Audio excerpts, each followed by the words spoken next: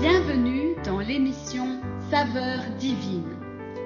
Cette bonne nouvelle du royaume sera prêchée dans le monde entier pour servir de témoignage à toutes les nations. Alors viendra la fin. Ce pain céleste vous est présenté par Immaculée Niraneza.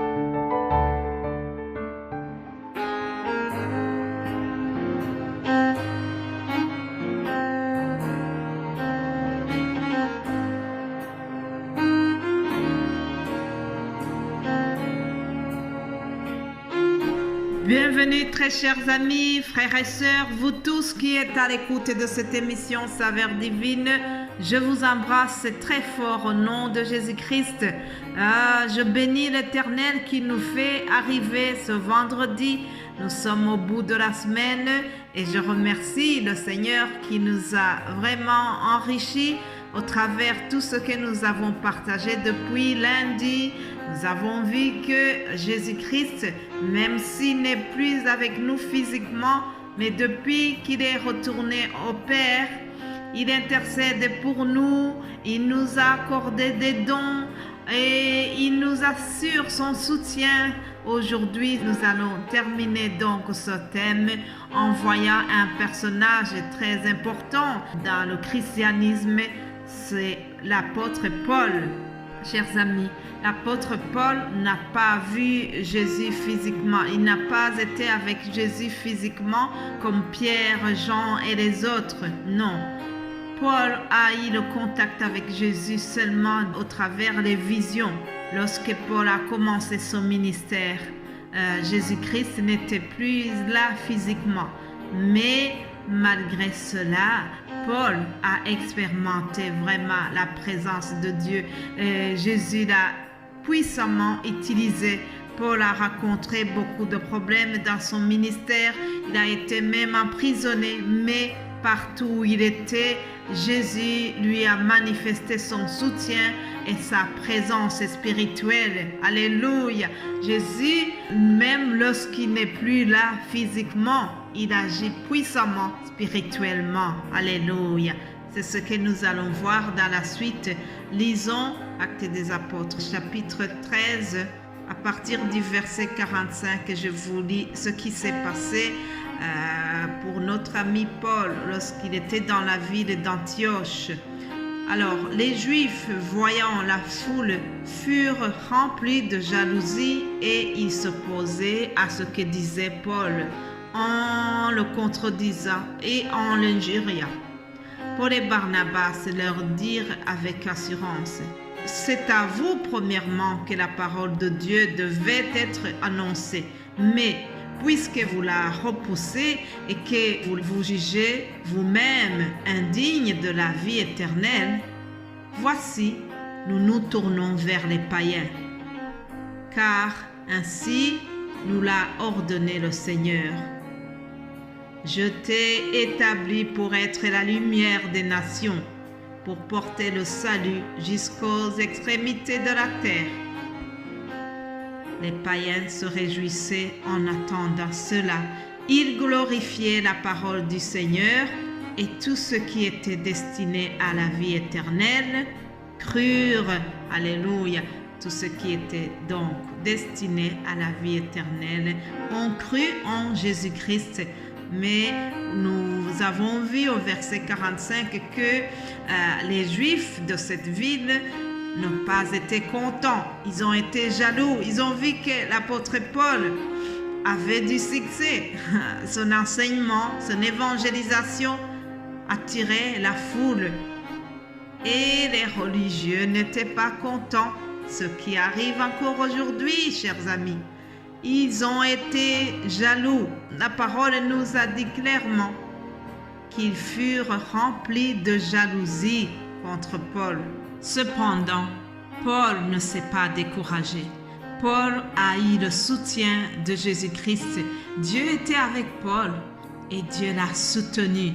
Alors, même le titre d'aujourd'hui parle justement du soutien. Jésus nous assure son soutien.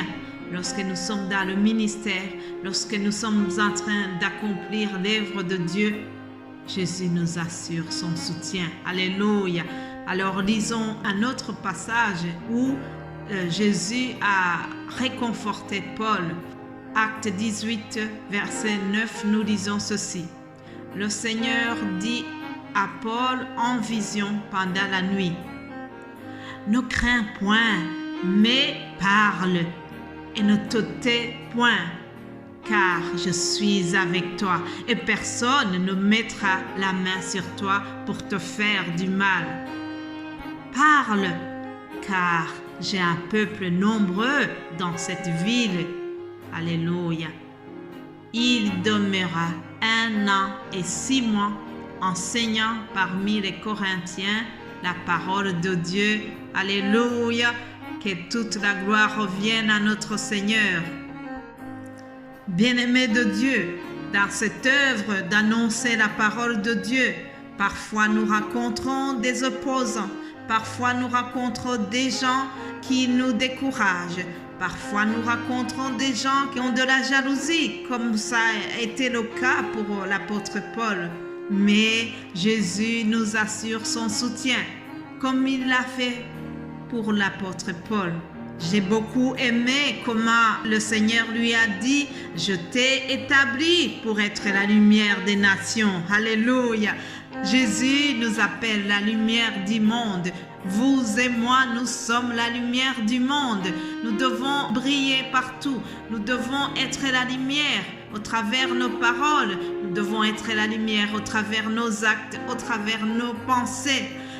Quelqu'un d'autre a écrit, c'est l'évangéliste Matthieu. Matthieu, au chapitre 5, 16, il a dit que votre lumière luise ainsi devant les hommes, afin qu'ils voient vos bonnes œuvres et qu'ils glorifient votre Père qui est dans les cieux. Alléluia. Bien-aimés de Christ, nous devons être la lumière au travers nos bonnes œuvres. Que les gens puissent voir nos bonnes œuvres et qu'ils glorifient le Seigneur Jésus-Christ. Alléluia. Mais je voudrais revenir sur la personne de Paul. Paul avait été vraiment dans la religion juive et c'était quelqu'un qui avait persécuté les chrétiens auparavant. Mais par après, il a reçu Jésus-Christ dans son cœur. Il s'est converti. Alors, celui qui persécutait les autres est devenu un grand prédicateur de la parole. Alléluia. Parce que Jésus-Christ avait transformé son cœur. Parce que Paul avait accepté, avait écouté l'appel de Dieu et qu'il a accepté de changer, de devenir une autre personne. Il était devenu une nouvelle créature en Christ. Alléluia. Si quelqu'un est en Christ, toutes les choses deviennent nouvelles. 2 Corinthiens 5, 17 nous dit cela. Alors, c'est ce que Paul a fait. Et une fois qu'il était changé, une fois qu'il avait reçu Jésus-Christ dans son cœur, il s'est mis à le servir de tout son cœur. Alléluia. Et nous voyons comment dans son évangélisation, il a rencontré des oppositions. Les Juifs ne l'aimaient pas. Ils ont refusé même la parole qu'il enseignait. Mais comme Jésus voulait utiliser Paul pour aller vers les païens, la parole nous a dit, voici, nous nous tournons vers les païens. Alléluia. Même si tu refuses la parole, Dieu a toujours d'autres gens que ça pourra édifier. Amen. Chers amis, Paul s'est tourné vers le Christ et il l'a utilisé puissamment. Jésus-Christ lui a témoigné son soutien pendant le ministère de l'évangélisation.